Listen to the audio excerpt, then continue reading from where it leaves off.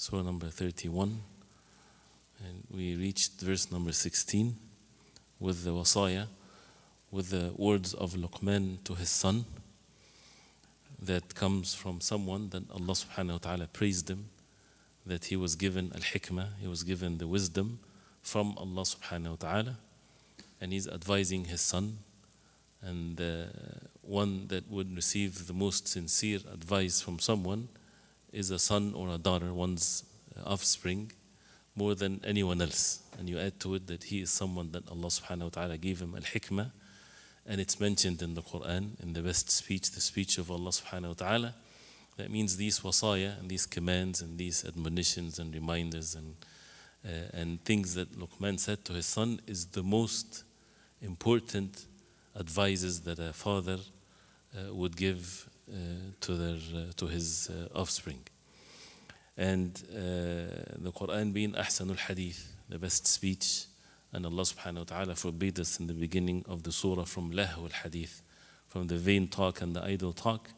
So with these wasaya, it's not been given its importance in many of us in our lives. And that's why it needs to be recited, it needs to be understood, it needs to be repeated, and to advise and to educate ourselves and our children with the most important things in our life. So after he commanded his child in goodness and in all kinds of, with decency and the best words, to stay away from shirk, and warning him from the worst thing ever committed on the face of earth, which is to associate partners with Allah. And this is the greatest dhulm, the greatest injustice. And a child to be raised like this, to see that the greatest injustice is to worship other than Allah subhanahu wa ta'ala. And then Allah subhanahu wa ta'ala commanded the people to take care of their parents. وَوَصَّيْنَا الْإِنسَانَ بِوَالِدَيْهِ, and it's also repeated throughout the Quran, because the one that is not being righteous to his parents, that means he's not being grateful to Allah subhanahu wa ta'ala. Someone that does not recognize the favors of one's parents on their own children, he's not going to be able to recognize the favors of Allah subhanahu wa ta'ala, because the most among the human beings that have the favor upon us are our parents. Allah subhanahu wa ta'ala created them to be the means for our existence. Who else on the face of earth has more favor unto us than them? And this is by Allah subhanahu wa ta'ala. So the one that is not grateful to his parents, he's not going to be grateful to Allah. He's not going to be a decent human being that would be able to judge what's right and what's wrong and what's justice and what's not, if he himself committing one of the worst injustices. So the command is to be grateful to Allah and to the parents. And with that being said, when it comes to the tawheed, so there's no contradiction.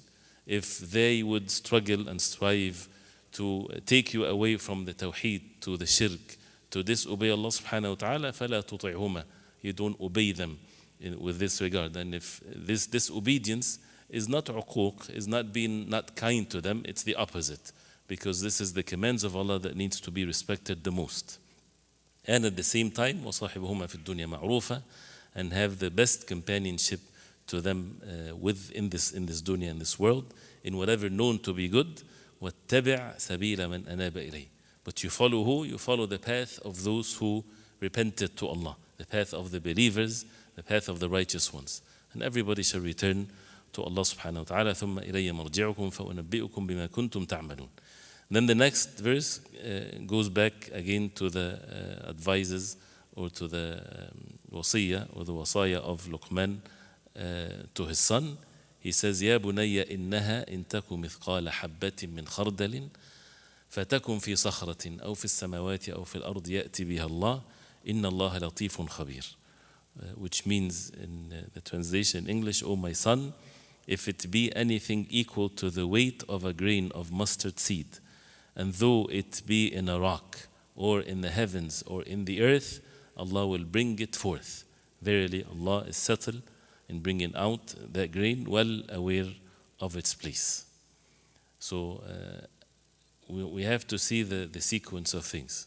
The rights of Allah subhanahu wa ta'ala is the first thing that has been commended, and warning against the worst thing ever, which is the shirk of Allah subhanahu wa ta'ala. Then the rights of the human beings and the most of them, or the most important of it, is the parents. Then after that, he says to his son, Ya Bunay, and the significance of repeating Ya Bunay, that means he has the concern towards his son.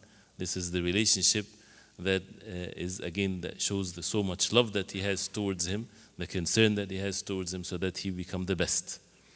And as we see in this verse, for the son to have the muraqabah of Allah subhanahu wa ta'ala, to be watchful, to know that Allah subhanahu wa ta'ala, He is the all-seer, the all-hearer. And if the knowledge of Allah subhanahu wa ta'ala to that extent as mentioned in the verse, that means when you know that, when you believe in this, then you would worship Allah subhanahu wa ta'ala with al-ihsan. You worship Allah as if you see Allah. And if you don't see Allah subhanahu wa ta'ala, you know that Allah subhanahu wa ta'ala is seeing you. And nothing happens on the face of earth without the power of Allah, the permission of Allah, the mercy of Allah, the knowledge of Allah. Things are not just happening by itself like this. Everything is by Allah subhanahu wa ta'ala, and everything is being watched, and everybody shall return to Allah, and no injustice whatsoever or wrongdoing will just go away and vanish like this without being brought to the justice of Allah, to the mercy of Allah. Things has an end to it, and in the day of judgment, فَرِيقٌ فِي الْجَنَّةِ وَفَرِيقٌ فِي السَّعِيرِ. So he says to his son, Ya bunay, إِنَّهَا إِن تَكُ مِثْقَالَ حَبَّةٍ مِّنْ خَرْدَلٍ. إِنَّهَا here, the dhamir here, they call it dhamir al-sha'n, which means basically saying the matter is, إِنَّمَا الشَّأْنُ.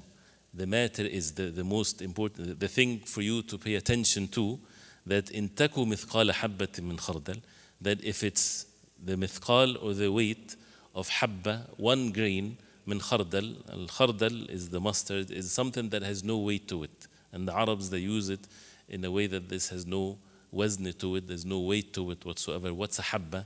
How can a person weigh 1 grain of mustard? So if it's something that small, something that is so insignificant, and it's not about the khardal, it's not about the mustard seed, it's about the mithal, it's the parable that Allah subhanahu wa ta'ala said, that it doesn't matter whether it's less than that or bigger than that, the smallest thing, but to get something physical in one's ability to imagine things. So the smallest things, whether you see it or you don't see it, if it's the mithqal, if it's the weight of a habbatin min khardal, fatakun fi sakhra, not just that, fatakun fi sakhra, and it's in a rock, not ala sakhra, in the rock. Whether it's in or underneath, it's used for something that is also underneath. What's a mustard of seed in a sakhra? فَتَكُنْ فِي صَخْرَةٍ أَوْ فِي السَّمَاوَاتِ أَوْ فِي الْأَرْضِ, or in the heavens or in the earth. And the heavens, that the human beings are not even able to see the end of things, where they have the ability to see in this first sama that we live in, or in the earth, it doesn't matter, in any direction, any place. أَوْ فِي السَّمَاوَاتِ أَوْ فِي الْأَرْضِ يَأْتِ بِهَا اللَّهُ. Allah subhanahu wa ta'ala will bring it forth. So this one small habba or grain of mustard seed is in the knowledge of Allah. Allah subhanahu wa ta'ala knows where this 1 grain of mustard seed, where it's placed, when it come to be in that position, if the wind moves it, if it goes this way or that way. And not just the mustard seed, anything that size, anything without a weight, anything that we see or we don't see, is not just created and left like this. It's by the knowledge of Allah subhanahu wa ta'ala. Where is it? If a leaf on a tree somewhere, if it falls, if it decays, Allah subhanahu wa ta'ala, this is in the knowledge of Allah, that He knows when it's going to fall, how it's going to decay, where it's going to be on the face of earth, in what specific spot, this place versus another place, all by a precise measures of Allah subhanahu wa ta'ala, the knowledge of Allah subhanahu wa ta'ala. And we can go on and on with this. And it's a good thing for a person to enjoy and to purify his heart with this knowledge, to exalt Allah subhanahu wa ta'ala. So that's why it says anything, فَتَكُنْ فِي صَخْرَةٍ أَوْ فِي السَّمَاوَاتِ أَوْ فِي الْأَرْضِ يَأْتِ بِهَا اللَّهُ. Allah subhanahu wa ta'ala will bring it forth. Because of what? Because of the knowledge of Allah, the power of Allah. So when you see something like this, how about the human beings?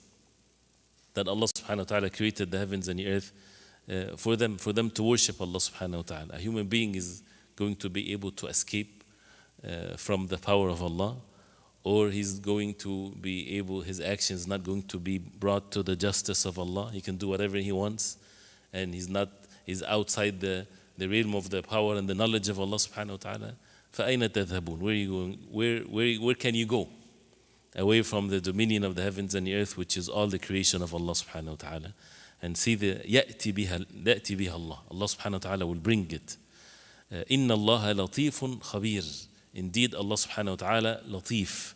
And latif, al-latif is one of the names of Allah subhanahu wa ta'ala. And the lutf is something when something is very delicate, something that is subtle, not known, people don't see it. And that's with regards to the actions of Allah. That things are happening, but you're not seeing it. Because Allah subhanahu wa ta'ala is al-latif. And there's so much athar of this, there's so much effect of that in one's life. Like if, for example, if Allah subhanahu wa ta'ala decreed something, He would create the means to it.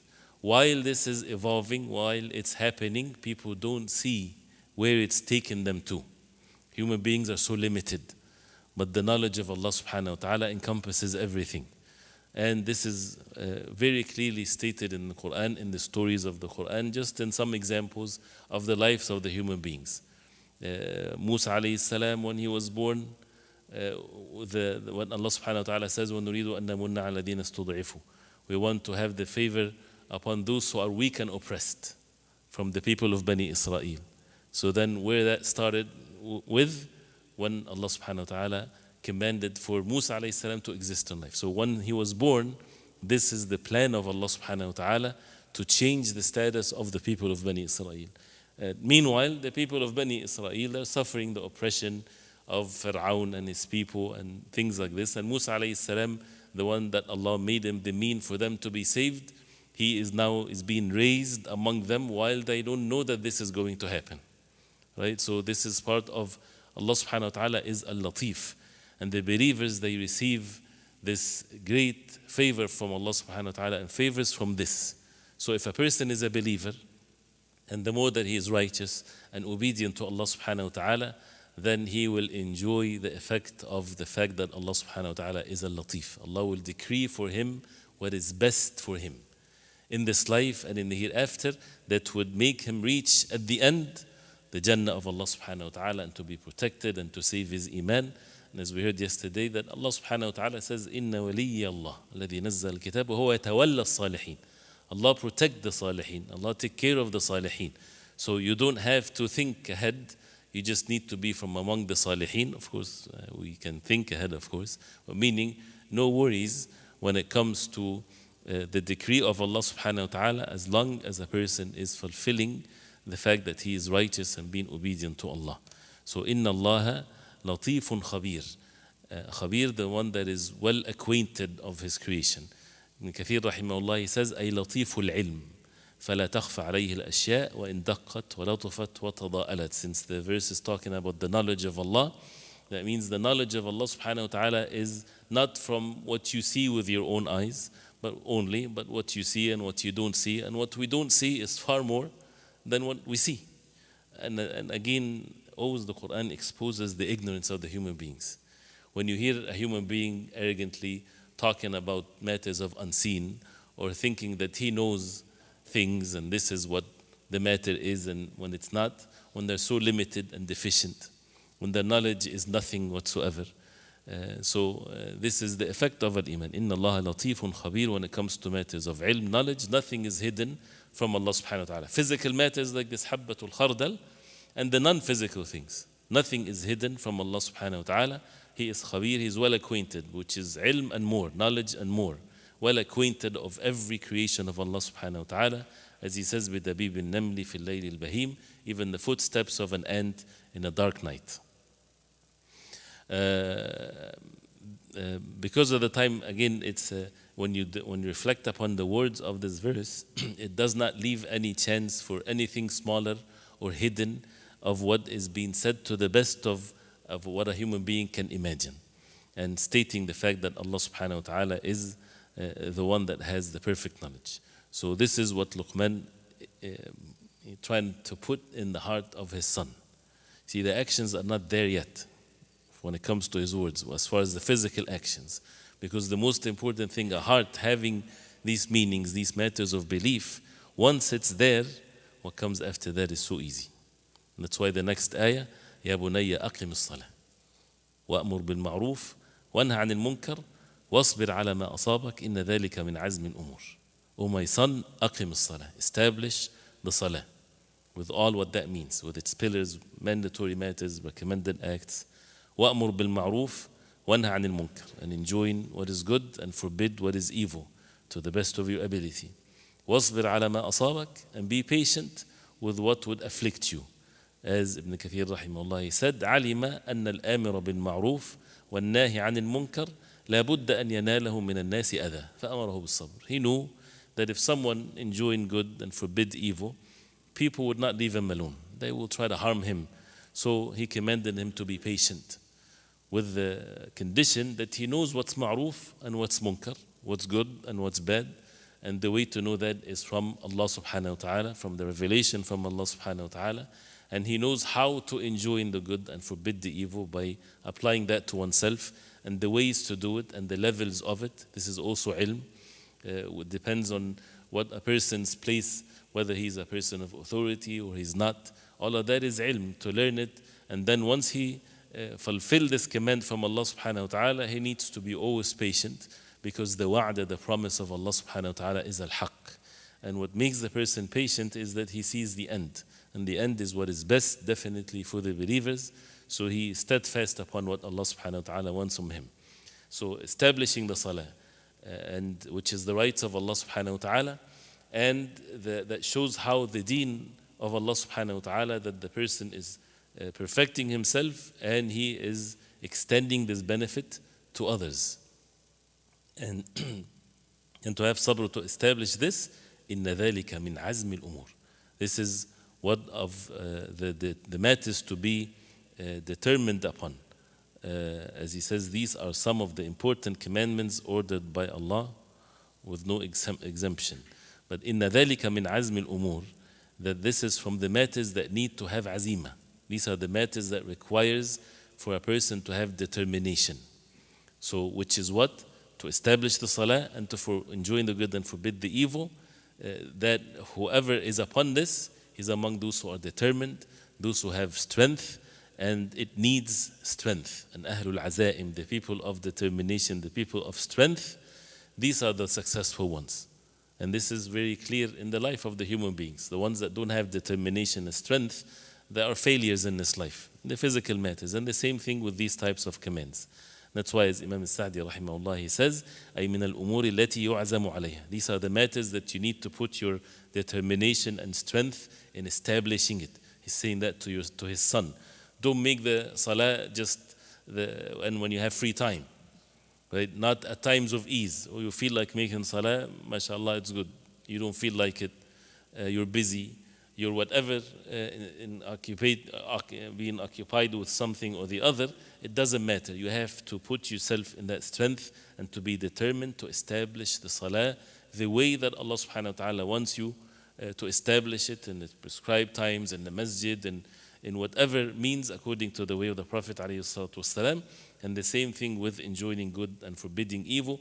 And the least level, where there's no excuse after this least level in enjoining good and forbidding evil, is that the person is not present physically with those who are committing sins, which is al-inkar bil-qalb, when the heart is forbidding the evil. The heart forbids the evil. And there is haqq and there is batil, with all the details of what the haqq is, and with all the details of the batil, which requires knowledge. Anything that is falsehood, anything that is haram, you have to have in your heart that you oppose this falsehood. This is how to protect the heart from falling into, wal'ayadu billah, later on maybe al-kufr even. You have to make this is a physical action, because how the heart changes, it takes time, it's one step after the other. When a person is in an environment where there's so much batil and falsehood and haram and things like this, as a normal thing for human beings, maybe in the beginning he abhors this and he finds it something very evil, but after some times, if he's not doing something to his heart, he's not taking away himself from such an environment, the heart starts to be acquainted with it. And step after another, it becomes normal for him. He does not have the same feeling of abhorring it or how evil that is. It becomes the norm. And then he later on changes, that becomes, this is such a beautiful thing. Then he's upon it. Then it can make him fall into kufr wal-'ayadhu billah. by seeing what Allah forbade as something good, or there's nothing wrong with it, or it's halal, or whatever there is. It doesn't happen overnight. Why? Because a person did not fulfill the commands of Allah by having al-inkar bil-qalb. The least thing, if you're weak, if you're oppressed, you're afraid that if you say something they'll kill you, well, nobody can control what's in your hearts. In your heart, you have to abhor this, you have to hate this so much, what Allah subhanahu wa ta'ala forbade. And as a result of that, that it shows physically that you take yourself away from watching, from listening to the batil, to the falsehood, because this is another thing that would affect the heart. And it's one of the very terrifying things that we are living at times where each and every one of us, we know every single batil on the face of earth, more or less. We know every falsehood on the face of earth. We keep on being exposed to it, and we become very casual with it. But this is something that can affect the hearts. And the more you see the batil, the more you see the falsehood, the more you listen to it, again the heart changes. The heart is like a sponge. So these are very serious commands because it requires azima, determination, for the person to be establishing these commands of Allah subhanahu wa ta'ala. يا بني أقم الصلاة وأمر بالمعروف وانهى عن المنكر واصبر على ما أصابك. And also واصبر على ما أصابك in general, whether it's related to الأمر بالمعروف والنهي عن المنكر or in general. Be patient with what afflicts you, whether it's from the qadr of Allah as a result of you being steadfast upon the deen of Allah, and also be patient with the commands of Allah, fulfill it, and be patient in staying away from what is haram, and be patient with whatever Allah subhanahu wa ta'ala decree for you, because Allah subhanahu wa ta'ala latifun khabir. And there are many narrations where a person even, he might be upon something that he likes, and Allah subhanahu wa ta'ala takes it away from him. Because the knowledge of Allah subhanahu wa ta'ala encompasses everything. If you are among the salihin, that means it's taken away from you for what is good for you, so that it will keep you steadfast upon the deen of Allah. So the believers, they see what Allah gives them as a good thing and a test from Allah. And what Allah takes away from them is also is given. It's something given to them. So as they say, Al-Man'u min Allahi ata. If Allah deprives you of something, this is in itself is ata. This is giving. Because everything by Allah is by the perfect wisdom of Allah. It's not like a human being, a creation of Allah with their deficiency. So, and then after mentioning that, he will talk about some of the etiquettes and the manners to be observed with other people when it comes to arrogance and how to even walk on the face of earth. So these are beautiful advices that, of course, Luqman, he was upon it. For him to convey that to his son, he has to be upon it first. فَقْدُ الشَّيْءِ لَا يُعْطِيهِ. If a person doesn't have something, how can he offer it to someone else? So we have to acquire these beautiful meanings so that we can pass it on to the next generation to come. And we ask Allah subhanahu wa ta'ala to make us among those who يستمعون القول فيتبعون أحسنه. They listen to the speech and they follow the best of it, inshallah ta'ala. Because the time will stop here, inshallah. We'll continue later. وصلى الله وسلم وبارك على محمد وآله وصحبه وسلم.